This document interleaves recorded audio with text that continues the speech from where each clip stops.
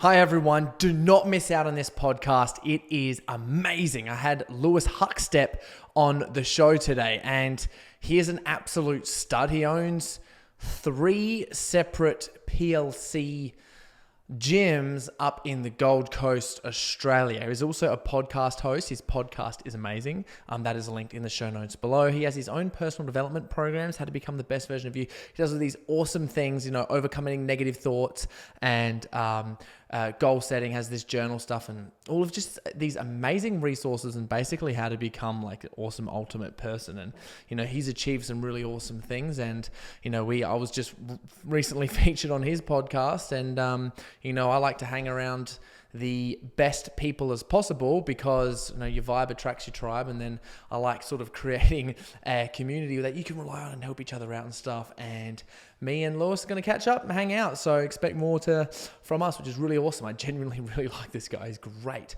So yeah, guys, dig in because this podcast, we get into so much real good stuff. We get into relationship stuff. We get into, how to build a business, set yourself financially free and do all these awesome things. And he shares all these like tips and tricks and stuff that we can actually use and implement into our life, which is fantastic. And if you guys don't know already, I've just released my program, Overcome the Chaos. You can send me a message, just saying like a DM or email me. You can see the links below if you're interested in that, especially if you sort of have some things that you really want to overcome. You need to challenge yourself, hold yourself accountable, and you really want to uncover and unlock like basically your greatest potential, because there's all these things that get in the way and we want to get rid of those, and we do them in a sick program. There's a few other things I offer in there. I've got a recipe ebook, bone broth discount, and there's a Turnham Labs discounts in there too. It's all just in the links below if you are interested in grabbing any of those, and you can see all my resources on my website as well. And this podcast is brought to you and sponsored by Turnham Labs. You can head to their website, use the disc code Corey, Corey, to get 10% off today, which is awesome. So without any further ado, guys, hope you enjoy this podcast as much as I did. Lewis is a stud. There's some heaps of practical tips in there. And if you like, please subscribe or follow the podcast. Send us a like and please share on your Instagram stories. That would mean the world.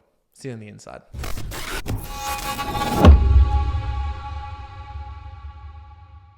Lewis, you're a world-class stud, jumping on each other's podcasts. Thank you so much for taking time out of your day to come on my podcast. Thank you for having me. It's like we've had a first date and we're now onto the second one in the same day. That's incredible. And we just realized we live very close to each other. So this is the start of something special, ladies and gentlemen. Mark my words. Yeah, stop flirting with me on the podcast. Jesus. So, man, I'd love to talk about what you've been learning about recently. What are some things that are taking up like a little bit of your energy, or just something that you've just been like, whoa, this is amazing. I've been learning about this. Okay, man, I love learning as a whole. It's my number one value. And when I say value, I don't refer to values in terms of like people value loyalty or respect or freedom. I refer to values DeMartini. If you've ever listened to him or done his style of things, it's like, what are your life priorities? So learning is my biggest one. So I love learning, and learning, your values come from your voids. So like I had challenges learning growing up. So I learn a lot. I recently, we were just literally speaking about it 2 minutes ago, but I'm huge into Joe Dispenza right now, and just really becoming, I guess, aware of myself even more. And I feel like that's been my biggest learning is working on me, putting in the self-work and really determining who I am and what I love, and creating the life that I love. So recently I've just hired myself out of my business, which has been a huge goal for me for many, many years. And for the last 2 weeks, it's literally only 2 weeks ago now. So for the last 2 weeks, it's been weird. It's been different because I wake up and I don't have to be anywhere. I don't have to. I've got businesses and assets that are making me cash without having to be there. So by definition, I can do what I want. But it's obviously, as you would know, when you actually get clear on what you want and what inspires you more, you actually do more of that anyway. So it's I've been learning a lot lately about, especially Joe Dispenza and DeMartini are probably my biggest two teachers at the moment. I went through a big Tony Robbins phase when I first started. He was kind of my first introduction into personal development, but just really the power of meditation. Holy shit. Like just what you can do. And like, I'm sure most people who've, I guess, tried meditation where you get in there, you get distracted and you give up and you think you're doing a bad thing. That's what's meant to happen. You're meant to you're addicted to those feelings of being busy, being caught up with traffic, your boss, your work, your partner, fighting, arguing, the weather, the government, whatever. So by actually taking the practice of being present and not investing your energy into the past or into the future, and investing that creative energy that we have as men, that masculine energy or that feminine energy, and putting it present and intentionally putting your attention and elevated emotions into creating what it is, whatever it is that you want to create. It's fucking powerful. And I didn't realize it until consuming the book Becoming Supernatural, which is by Dr. Joe Dispenza.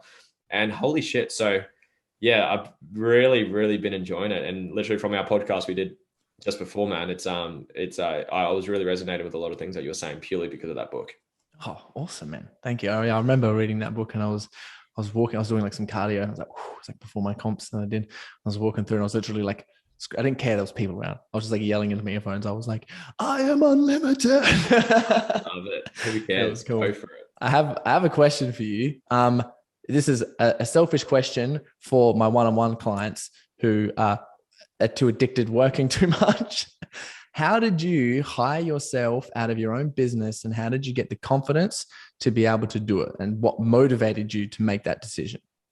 Uh, I guess I'll start from the top down. First of all, get clear on a vision of your life that you love. And this is the most common conversation I have with everyone. So this is, I'll meet someone. So I met yourself out and we started chatting. I'd say like, what do you do? And you'll say, oh, I do this, I do this, I do this. Obviously you are pretty much aligned with what you do. But most people say like, I work here. Oh, I love what I do. I say, great. So just random question. If I was to give you $100 million and you never had to work again, let's say $1 billion if you got expensive taste. So say you had all the money in the world, you never had to work again. Would you do what you're doing right now as a job? Most people will say no. Most people will. I said, what would you do then? They'll travel, they'll buy the nice things. I said, once you've done all the experiences and you've got the nicest car and the nicest house on the planet, what would you do then? And I really get clear as like, what would you actually fill your time and space in doing? And those answers, if you know what you're looking for and you know I guess the method behind the madness is you're getting clear on what people love and you're getting clear on their vision. You're getting clear on their purpose. And I guess from learning these modalities and these teachings from especially DeMartini is probably the biggest one out of the two. But Kerwin Ray, I'm not sure if you're familiar with Kerwin. I did his business coaching for 3 years, his K2 coaching, and that completely transformed my business acumen. Like I came in as a nervous, shy personal trainer to owning 3 gym franchises at 21, not knowing what the fuck I was doing though. But like super stressed, super worn out, had the 3 gyms on my Instagram bio trying to be the man where like literally it wasn't really aligned with what I was doing. And I was waking up at 4 a.m. I was going to bed at 9:30 p.m., waking up, going again, napping at the gym. I've slept at the gym before because I had no petrol to get home because I had no money at one stage. But it's like I've been through that, but that was previous to learning the mission, vision, purpose, and all those things. But I guess the answer is get clear on the life that you want. What do you truly fucking love? And for me, it's not taking gym sessions. I don't mind it. It's fun. It's good to meet people. And I've done it for 6 years now. And I love that aspect of it. But it's not what I truly love. It's ironic if anyone listening to this has ever done a PLC session with me. I'm like a little life coach during the session. So I'll go around to someone and I've got a good memory so I can remember it. I'll have a conversation, say with you, Corey. I say, hey, Corey, what's your biggest problem in life right now? And they'll say it. And then obviously I'll start to dissolve that problem and then I'll move to the next person, same thing, and I'll make my way around the room. So I'm having like little breakthrough sessions during a gym session. So that's what I've always enjoyed about the sessions, but obviously I'm just kind of getting my fix, but it's not really what it is. So I love coaching people. I love helping. I love learning. I love teaching, and I love wealth creation. They're my top 3 values. So it's like my vision of my life that I want to live is not taking those sessions. So by that definition, if I want to have a life of my dreams, I need to learn how to scale. I need to learn how to hire people. I need to learn leadership. I need to learn how to communicate effectively across the team. I need to learn how to train sales. I need to learn how all the, I guess, pillars of business that come into it. So the reason I guess had the courage to do it is one, I got clear on what I wanted, really, really crystal clear. Like, what is my vision? Like, I've got a couple pages of my vision. I add to it every single week. So as I get clearer and clearer and clearer and refine the vision that I have for my life in all aspects, my relationship, my friends, my family, my health, my wealth, my kids, where I live, my training, my travel. I'm really clear on that. I get clear every single week. And then it's like I literally uploaded a YouTube video this morning on this. It's the title is How to Create a Life that fucking inspires you. It's get clear on that vision. But before that, get clear on your values because there's a systematic way to figure that out. Get clear on your values, then start to create the vision for your life. And then you need to, I guess, work out monetary wise, how are you going to get to a point where you can live that life? Now, for me, there's two answers to that question. There's one, you can either figure out what that is and learn how to make money doing it. So it's like, say you love coaching people, that's obviously an easy way to monetize that. If you love food and you love trying new foods, learn a way to monetize that, vlog that. How many fucking money does YouTubers make these days? So you can literally monetize most things these days, in my opinion. Or secondly, which is what I've done with the gyms, is find a vehicle, whether that's a franchise business, a traditional business, a network marketing business, a whatever business that generates cash flow. Figure out a way to earn the money you need where you don't have to work and you can do what the fuck you want every single day. And that's kind of what's led me to where I am now. Oh man, I love that. So let's just say for the business owner who at the moment is like, cool. So if I tried to hire myself out of my business, the business would die. And they're like super scared about all those things because I find there's a few people that I know and I work with who are at that position. Business is running well. It's doing so well. It's scaling, it's growing, it's got all these awesome things. And they're just like, well, if I step away from it, everything's going to die. My dreams, blah, blah. How did you, Michael, what was the skills, the internal stuff there? Like, because I know you did talk about your values and stuff, but what was the, the skills that you had to do to be like, I'm out?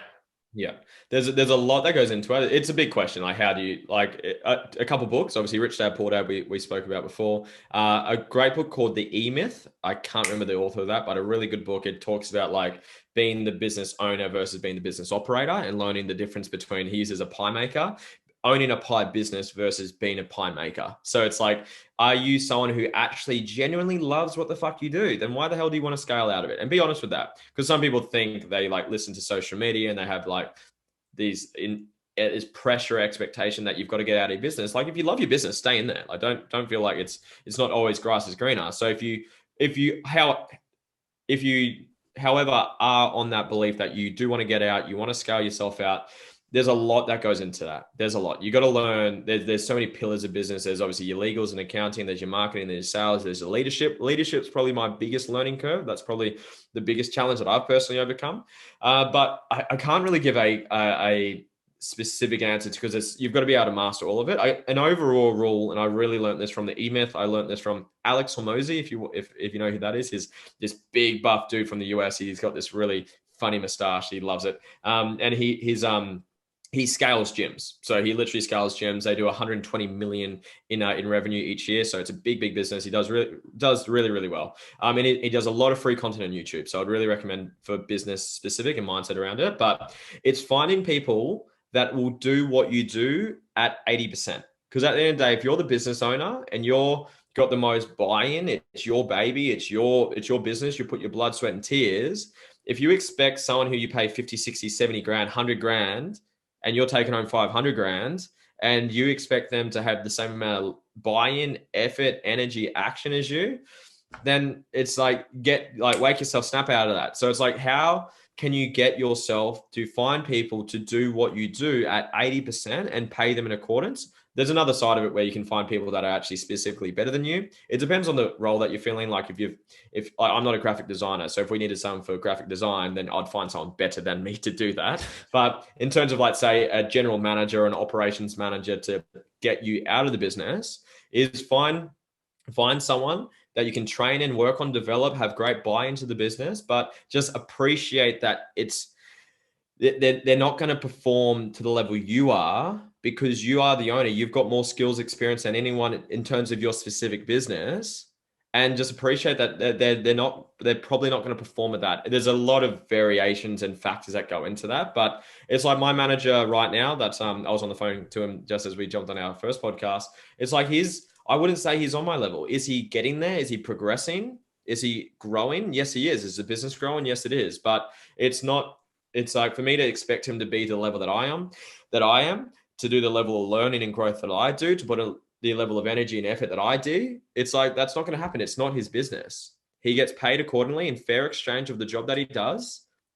But yeah, I don't know if that answered your question, Oh, but it does. It's perfect, man. Just this having like, real clear expectations and understanding, exactly what you want to do. And when you're clear, as you mentioned, on your values and other things, it makes it a little bit easier. And I love that all the stuff that you're doing now, like all of that is supporting you. It's quite fantastic.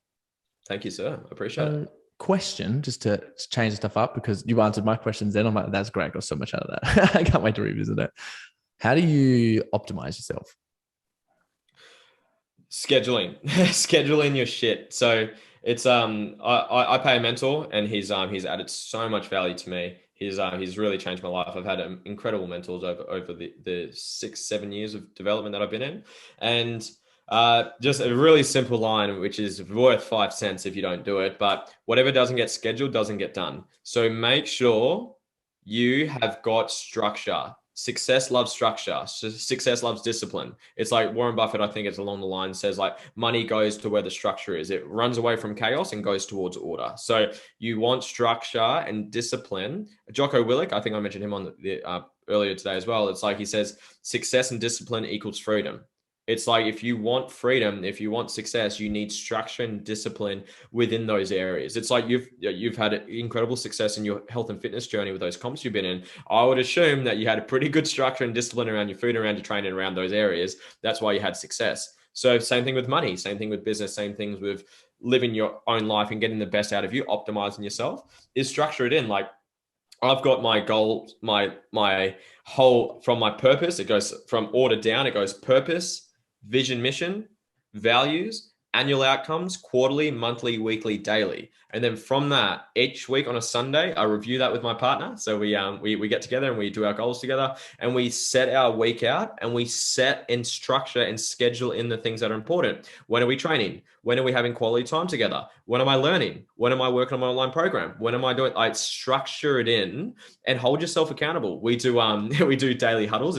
It's out if you take away the sort of analytical structure side of things because we do it with good energy. It's not just like, hey, what outcomes from yesterday, etc. But every single morning I do this in the business, and I do because I'm a business too. I've got my own outcomes and stuff as well. But the team, they do this every single day, and me and my partner do this every single day.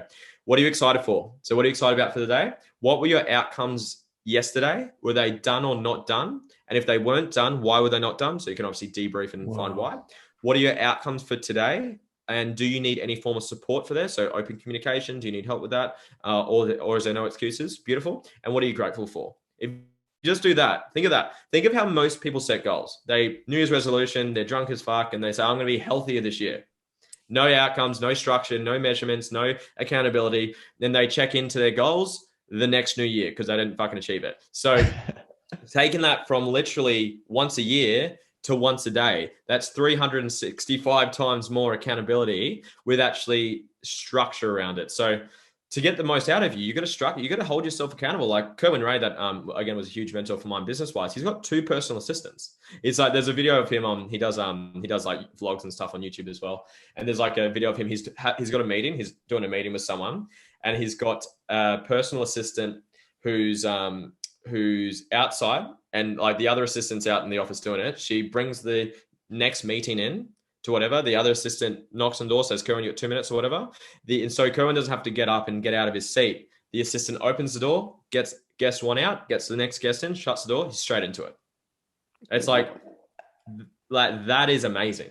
Gary V, like I'm sure you've heard of Mr. Gary V. He's if you look at his structure around his businesses and his content and the people that he has on his team and on the bus with him, he's got so much structure to optimize and put him in the best position to do the things that he loves. So delegate.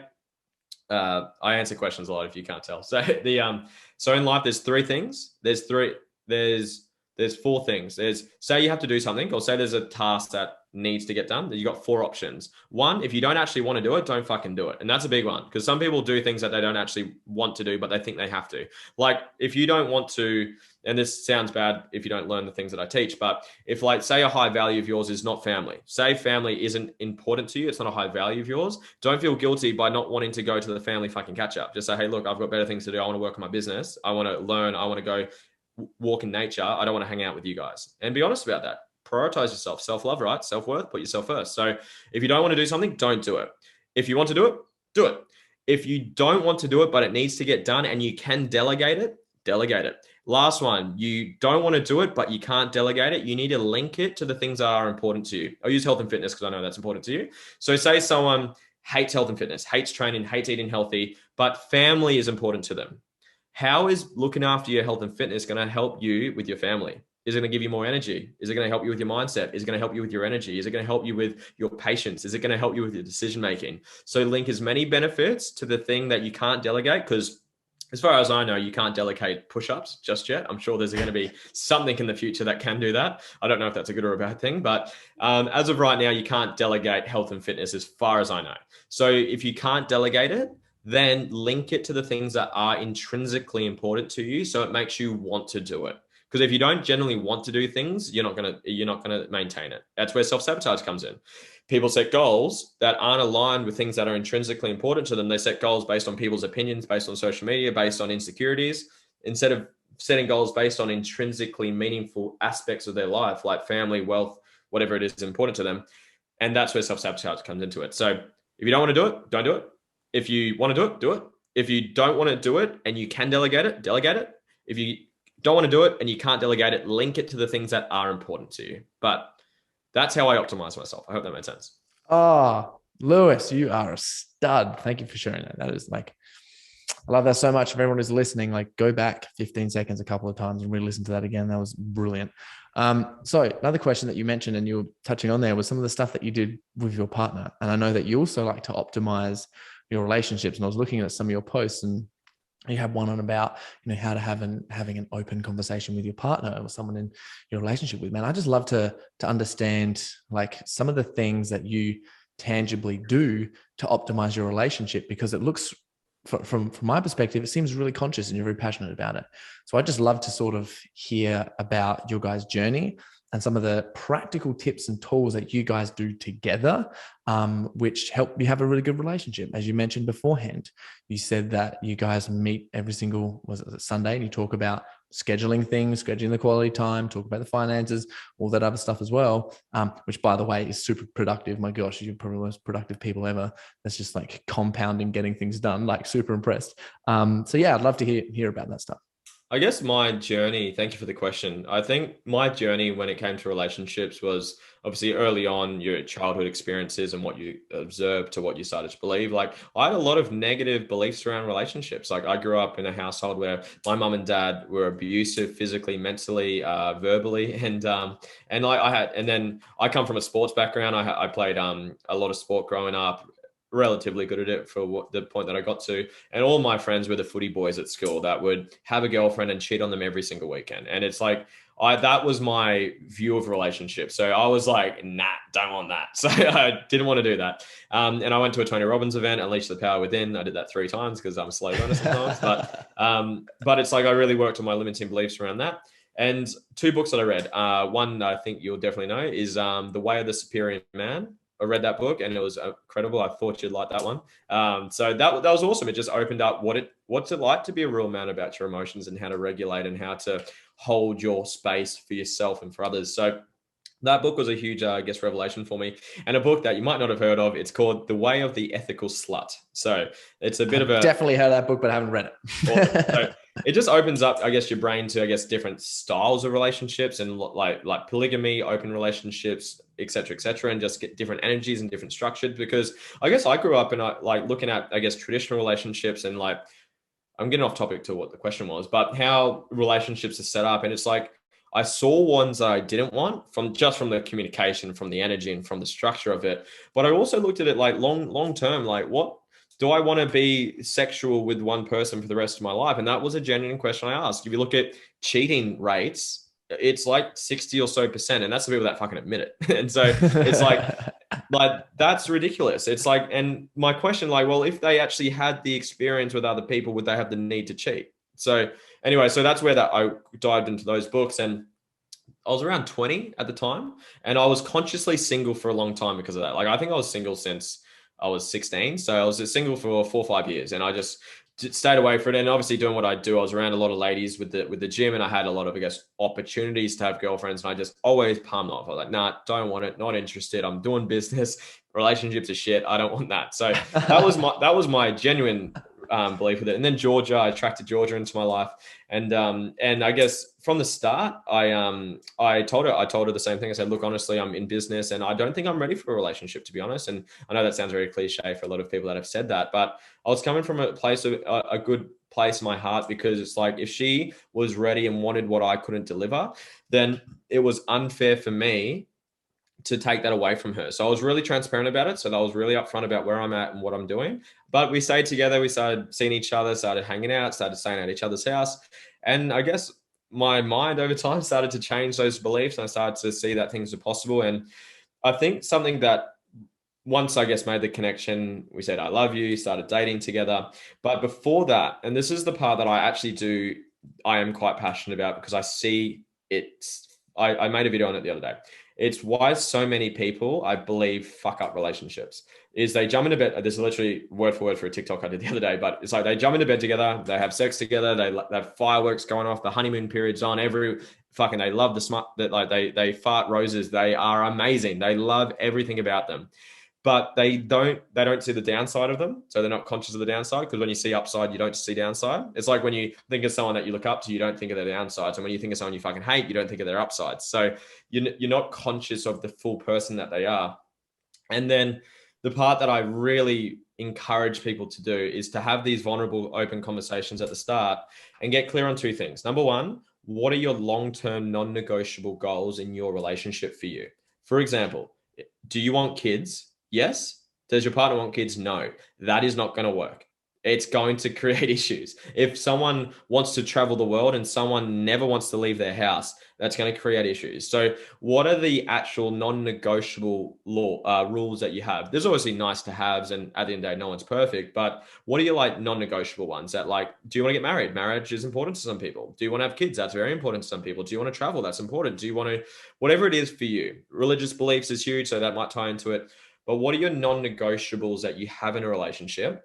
And then number two, can they meet the needs of you personally speaking? Like, are you a highly sexual driven person? Some people are, some people aren't. Some people have like very low libidos and they never want to really be sexual. That's totally fine. But if you've got the polar opposites together, again, it's probably going to, Tony Robbins does a podcast on it. I did it back when I read those books. I did this podcast at the same time, but he uses the example of hiring people. It's like, if you're going to hire an accountant, you're probably not going to hire someone who's super extroverted, loves chatting to people and loves like being around people, because they're going to miss the numbers. You want someone who wants to be focused on the numbers. And same thing, if you want a high level salesperson in a group setting, in like who needs confidence and charisma, you're probably not going to pick the extrovert and throw them into that position. It's like, you've got someone who can do the job, but is it within their nature to do it at a high level? So those are the two areas that I really look for. So I had these chats with Georgia before we started dating. I said, babe, I want to be really honest with you. Growth is really important to me. So that was to me. I said, babe, because if I grow and you don't, that's going to create a gap between me and you, which is going to create issues with our beliefs, issues with our communication, issues with our insecurities, because I'm going to be working on mine. What happens? And I said, Georgia, what happens if you don't work on yours? What's going to happen to this relationship? So I was really transparent from the start. I said, kids are important to me. I want them around this age, because like, say she wanted them next year and I wanted them in 10 years. Again, that's going to create issues. So I said, I want them around this age. She's on the same page. And I was just really upfront. I was really upfront about it. So that's something I totally recommend doing from the start, instead of just jumping into bed and just continue dating them and then realizing 2 years later that you've got nothing long-term in common that you want. And then I guess over time, communication is obviously a huge thing that comes up a lot for couples, is really learn. And I'm sure this is stuff that you teach or what you do from what we spoke about, is learning how to make each other feel safe enough to open up. And really being conscious of each other's energies. When you can tell someone's off, like, I guess maybe a bit of a private conversation, like in the bedroom with me and Georgia, like when we're in the bedroom having fun together, like when you can tell someone's not present, and you can tell they're thinking, or they're overthinking. It's like, bring it up, like privately. Like me and Georgia did that recently in the bedroom. Like we were like, babe, I'm not present right now, and I don't think you are either. Like, I'm not. I said, let's talk about it. Like, be vulnerable enough to actually bring that shit up. And to help with that, think of the consequence of not being vulnerable, not being authentic, bottling shit up. What does that eventually lead to? Explosion and shit. So yeah, we're very, I guess to summarize that is get really clear from the start and be totally transparent, be upfront, be totally clear on who you are and what you're looking for. Like, don't be nitpicky because that's a different topic because no one's perfect. No one's fucking perfect. It's be just clear on your non-negotiables. Make sure they do meet the needs for you, energetically speaking, sexually speaking, whatever it is that is important to you. Be open and honest with your communication. That's huge. And then we put structure in there. So like we do our little huddles every single day. We structure in time together, present time together, phones away. And something that this ties into open communication, as soon as you feel something's not okay or something in your gut, they say something, it could be really small. I think you mentioned this on your on the podcast we did together, is like being present for 10 minutes a day. If you don't do that over a week, then you got to do a couple hours. If you don't do that over a couple months, you got to like it builds up. So instead of letting those little ones bottle up, bring it up straight away. And it's quite an easy conversation to have versus bottle it up, bottle it up, bottle it up, bottle it up, bottle it up. And then eventually it's just this big fucking argument where everyone just unloads on each other. So as soon as something really, I guess, doesn't feel okay with you, bring it up straight away. And like, I literally did a video on this the other day as well. It was something along the lines of saying, hey babe, can I be really open and honest with you right now? And they'll say, yeah. I say, great. Is right now a good time? Because I don't believe in bringing up conversations not in the right context. Like if they're busy, if I'm on a podcast right now and Georgia knocks on this door and says, hey babe, can I be honest with you? I'm like, no, not right now. I'm busy. So make sure the timing is right. And just bring it up. Speak from the heart. You can't say the wrong thing to the right person. If they're the right person, don't overthink it. Don't try manipulate your words. Just be fucking honest. Even if it sounds mean. Babe, like Georgia said, so, babe, the way you do this makes me really unattracted to you. It's like, and as a man, I like that. as a man, that can hit the ego. That can be like, fuck you, babe. I feel shit. It's like, you know what, It was babe? like to rise up. Yeah, it's like, babe, thank you for being honest. I will do everything I can to work on this. I appreciate the consciousness that you've blessed me with. So now I can do something about it. It's like she told me my breath stinks. That was one of them. So I bought a little tongue scraper, or she bought it for me actually. And I've been a lot better with my dental fucking hygiene. It's like, and she's like, babe, and I've been holding on to that for a couple of months. I'm like, that's not a big, that's not a big thing. It contributes, but it all contributes. So, yeah. So get clear from the start. Be totally transparent from the start. Make sure you guys have good structure around communication, around spending time together, around meeting each other's needs, and bring up things as soon as they show up. So you don't bottle it up. And Tony Robbins says, kill the monster while it's small before it gets big enough to kill you. So just take care of it while it's small. Yeah, man, I love that. What do you think is like, because wow, by the way, man, like I do all this crazy study on like relationships and all these different energies, but you just said like 10 things there, which I haven't even damn worked myself yet. So I was like, oh, this is great. Awesome. What do you think has been like the biggest hurdle you guys have had to overcome together? I guess I'm sure she's okay with me talking about this too. Honestly, in the bedroom. And it's and this is something she's really passionate about. She was on a podcast yesterday with someone and spoke about this topic. But I guess a lot of men and women growing up, especially with porn, you're really trained or I don't know, conditioned to think sex should be a certain way, where it's like a jackhammer and you just like that in the bedroom, essentially. But for a lot of women, that's fucking painful. But they think that's what they're meant to do to please the man. So they just put it on and act like it feels good, where actually it's fucking hammering their cervix and it doesn't feel good. So working through that, because and for me, like I've had a big porn addiction in the past, still working through it. Georgia going through, I guess, which comes from the porn to the males having expectations that she's tried to live up to, has really like messed with her, I guess, her body and being open and being relaxed and being like that, and me being able to be present and not take what I've seen in things that you see on fucking porn websites and take that into the bedroom, because that shit's fake. That shit ain't real. That's like acting. It's not. It's so that would be one of the bigger ones. So being really present and working through the bedroom. But like what I mentioned, what we did, this was literally like a couple of days ago, that conversation that I had in the bedroom. But we've gotten to that level where we can literally pull each other up mid getting it on mid action and say, babe, I'm not present right now and I don't think you are. It's like, yeah, I'm not. Great. what's going on? Let's breathe together.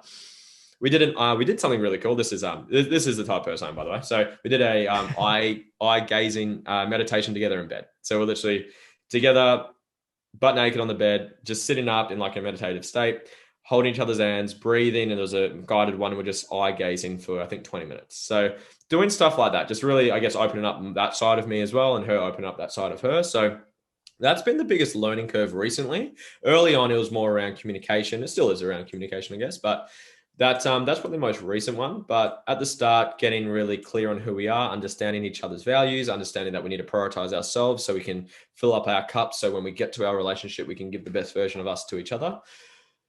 But yeah, those would be probably mine. So the bedroom, presence, and communication as a whole.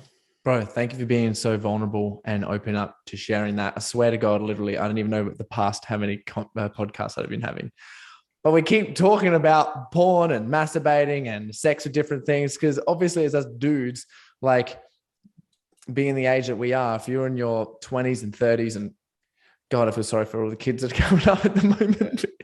We were grown up with it, man. We were 11 years old looking at porn and shit, being addicted. Like I had to quit. I completely just quit all masturbating, porn, everything. And I talk about it in quite a lot of podcasts and things like that. And it's completely revolutionized and changed my life. So I think it's awesome for someone who is as optimized as you, because I look up to you, man. You've done some pretty cool things and you're very conscious.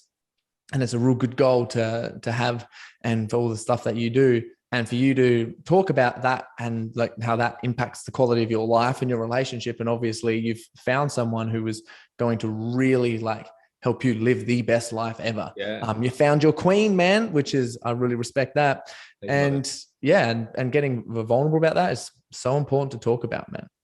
Thank you. Thank you for making me feel safe enough to be vulnerable. I appreciate it. Yeah, well, a lot of my listeners have listened to all of the podcasts that we've talked about it. So they're like, I think it's real good that you've done that, because they're like, another one. Yes. Like, dude, yeah, I'm all about that. It's super, super awesome. So just for some like tips and tools, I would love to know, some of the things that you do or rituals that you have in order to invest in yourself. Because some people might be listening to this podcast and they'd be like, right, okay, so I'm ready to take myself to the next level. I'm ready to start living an awesome life, or, I just want to start living a better life, or they start having success and they're like, cool, I've got some success now. Now what the hell do I do? In your experience for the stuff that you've done in terms of tools, actions, or if you want to challenge anyone who's listening, how do you think, or what come up for you in terms of what is the best way to either invest in yourself, start investing in yourself, and just start taking yourself seriously? Of course. Beautiful question. I guess obviously my question will be biased based on my experience, because at the end of the day, and this is something that I love. Biased. If you look at like, I guess the greats or the bigger names in the self-development, world, even if you go back to the Mr. Jim Rohn, one of the OGs who came through, to obviously Tony Robbins has got a huge name for himself, Joe Dispenza, Gary Vee, more of a hustle man, Cohen Ray, who's really changed my life. Like a lot of them, they teach the same thing in a different way. Like they teach, like it's kind of like all roads lead to Rome type of thing. Like they're all teaching the same philosophy, the same tools, the same outcome. They're just using different strategies to get there, to be honest. So, so for me, like if I was in someone listening, they're like, look, I want to start working on myself. Obviously, reach out to Corey himself and get started with him, or reach out to myself. But honestly, it would be, it's you got to get started. First of all, you're not going to be perfect. Just get started. But I would really look for a mentor, or look for someone who's living the results that you've want. Who's not someone who's saying they'll show you how to, who's fucking doing it. Because I've found some people who try to teach positive thinking and be true to yourself, be authentic, meditate, and they're out smashing cocaine on the weekend. So it's like, is that person living who you want to be, not just talking about it? So that's where I would start, and find your way of doing things. Find your taste when it comes to mentors. Find your taste when it comes to personal development. If you're really like Georgia is really deep into like or based on what we were just talking about, she's reading a book called Come As You Are, and I can't remember the other one, but it's very much around women energy, women sexual consistently opening up themselves, liberating themselves, working through yoni pleasures and all that stuff. Like that's what she loves learning about. That's awesome. It's like that's going to help her significantly in the area that's important to her. I'm really, really obsessed lately. I've always been obsessed with it is human psychology, how people work and how to optimize people. Pretty much the question that you asked earlier is like, how do you really get clear on who you are? How do you live the absolute life of your fucking dreams? How do you get there? What are the best strategies? What are the best tools? How do you work on yourself mentally? So I would get clear on and find a mentor who's living the life and living the way that you want to live. I'd reach out to them, or just even if most people have books or podcasts or resources that you can dive into. Some people do have programs, obviously, as a financial commitment. And to take it even a little bit further, just make sure that you're actually prioritizing that with your finances. So when you get paid, put away in a section for investments. But what's the best investment you'll ever have? Yourself. So invest in you. So as soon as you get paid, put a percentage of your income away for development, away for investing into you. So there's just so many ways to get started. It just get started. Like if I had to tell you where I would get started, the ones that have had the most impact on me intrinsically would be Dr. John Demartini. He's the one that I resonate the most with, but that's me. That's my go-to. I'm sure you've got yours. I'm sure someone else will have theirs. But when I first got started, it was Tony Robbins. He was the first one I got introduced to, but I found his tools were helpful for where I was at that part of my journey. But to get to where I am now, I needed people more specific to the parts that I wanted to learn about. So it's like, just get started and you'll just gravitate to whoever, I guess, really aligns with you the most. And then, like I said at the start, like they all kind of lead to the same thing. They all kind of lead to be authentic and true to who you are, set goals, have structure around it, work your ass off, never stop learning. Failure is a good thing. Like they say the same fucking things, just in different packages, unless it's very, very niche specific on a particular thing. And that's what I mean, that you'd have to find someone to specifically go into that, like yourself, where you help men on the hero's journey and really come into their own power. That's a lot more specific than just say, so Tony Robbins is teaching you how to change your state and just feel good. That's good, but that's probably not specific to the areas that you want to learn and that you want to get better at. So yeah, I'd say get started and then just start to just don't get stuck on one person. I've done that before. I was stuck on Tony Robbins for a long time until I guess opened up my world of learning and realized there's more mentors out there. There's more information. You don't know what you don't know. So get started and then just you'll find yourself gravitating to the people that you really resonate with the most. Man, that was absolutely so damn beautiful. Thanks for sharing that. What are you most proud of, man? I'm most proud of, I'd say, my mindset and where I've come from to where I am. I'm really proud of the ability to stretch myself, even though it's not sustainable. I'm like I've done the big days. I've lived off 4 hours sleep for weeks on end. I've done that. Again, not to say that's how you should live, but I'm proud that I've been able to test myself and go to that. I'm proud that I had those 3 franchises at the age of 21. I'm proud that I get to wake up every day now and do what I want. Like I woke up, I trained, I'm reading, I'm doing an incredible podcast with an incredible person. I've got a meeting to get to later. I've got a client later. I'm hanging out with actually no, George is away tonight. We're hanging out tomorrow on our schedule, according to the schedules. Color coded. Gotta go to the calendar. Google Calendar, by the way, free. It's easy to use. So I'm probably most proud that the people that I've been able to help along the way so far, and the things that they've sent me, like I get tears of gratitude from the people that send me messages about how it's impacted their life and how it's improved their life. So that's the part that I'm most proud of. Man, well, in the short couple of hours that I've been talking to you, you've impacted mine. So big thank you to you. Thank you, sir. And likewise, I got a lot of value out of our podcast, a lot of notes. So thank you. I appreciate it. Where can people find you, man? And what have you got to offer? Man, Instagram or Facebook or TikTok, I've gone down the TikTok route lately. So I've been really kind of smashing that lately. Yeah. But Lewis Huckstep, it's quite a unique last name. So it's literally, that's my name on everything. So Facebook, Instagram, YouTube, TikTok, it's literally Lewis Huckstep as it's spelled. And I do have some online programs. My vision is to have a education company with so many different like specific programs to help people with the things that we go get taught growing up, like legitimate financial literacy, like assets, liabilities, minimize your expenses, maximize your assets, get cash flow going in, retire whenever you can, communication, emotional intelligence, relationship. Like I've got a singular program at the moment that some people are going through, but honestly, that's just the start. I'm going to have so many ones that I'm working on at the moment where you can really just get the real life, real fucking deep education that actually fucking makes meaningful change. So yeah, that's what I've got to offer. Man, we have a very similar goal. I'd love to collab with some of those things, different opportunities. I know a lot of people that I serve would 100% benefit from some of the things that you're teaching for sure. I love that, man. Likewise as well. Thank you. Cool. All right. Well, if you would like to leave anyone with at the moment just something that's been motivating you or something that you consistently say to yourself in terms that like keeps you motivated or keeps you drive, it could be a quote, sentence, or some sort of thought thing that you have. I'd love to hear it. And yeah, thanks for coming on to the show.